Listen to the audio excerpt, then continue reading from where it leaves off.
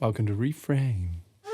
I'm going to break down how to create tension and release within your drum grooves in Logic Pro. First, we need to talk about the most basic drum groove, because this is the thing that we're going to alter to make it super saucy, super spicy, and super stangy. So a basic groove structure goes kick drum on beat 1 and 3, snare drum on beat 2 and 4, and hi-hats on all of the 8th notes. This is a foundational groove. This is in so many songs, but we want to make it a little bit more interesting or just alter it slightly so that it can become a bit more unique. The first tool we use is Displacement. Displacement is moving one of your current notes to the left or to the right. You could do it by an 8th note or a 16th note. And the purpose of it is it creates a push-pull feel. I always like to keep either the bass drum or the snare drum rock solid. And in this example, I'm going to keep the bass drum on the 1 and the 3. This is so the beat has some grounding to it. You could also keep the snare drum on the 2 and the 4 and displace the kick. I'm going to displace the snare drum on beat 4 and put that snare drum on beat 4 and. Let's hear how it sounds. 1 and 2 and 3 and 4 and 1 and 2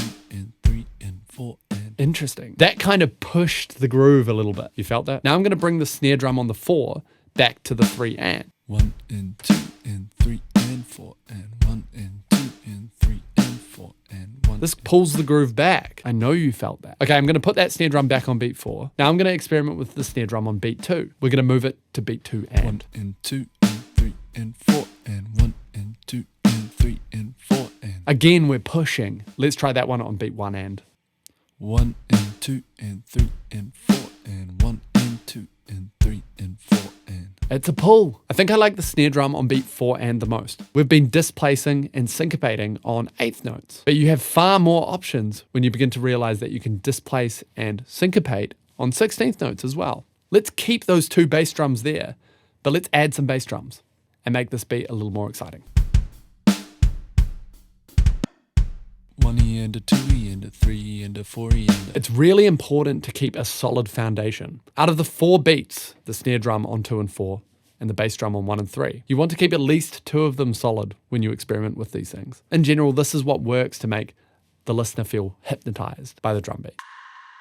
Another tool you can use to bring a bit more excitement into your beat is anticipation. An example of anticipation on drums might be playing a hit on the 4 and that ties over to the first beat of the next bar. So really what you're doing is anticipating the first beat by an 8th note. A lot of the time crash cymbals are used on this beat because it creates impact.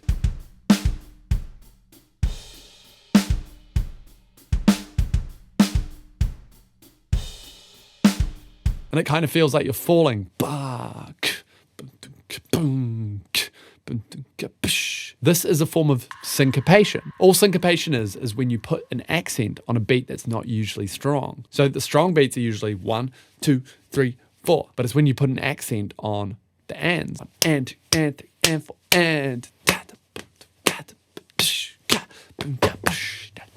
When we use syncopation and balance with our basic beat, as well as using a bit of displacement on the drums, we create drum lines that are a bit more imaginative. So I want you to try it. Try create a beat in Logic, displace some of the snare drums or bass drums, then add some accents or accentuations on the off beats and see how it turns out. Thanks for watching this episode of Reframe. I'm Rob. Bye for now.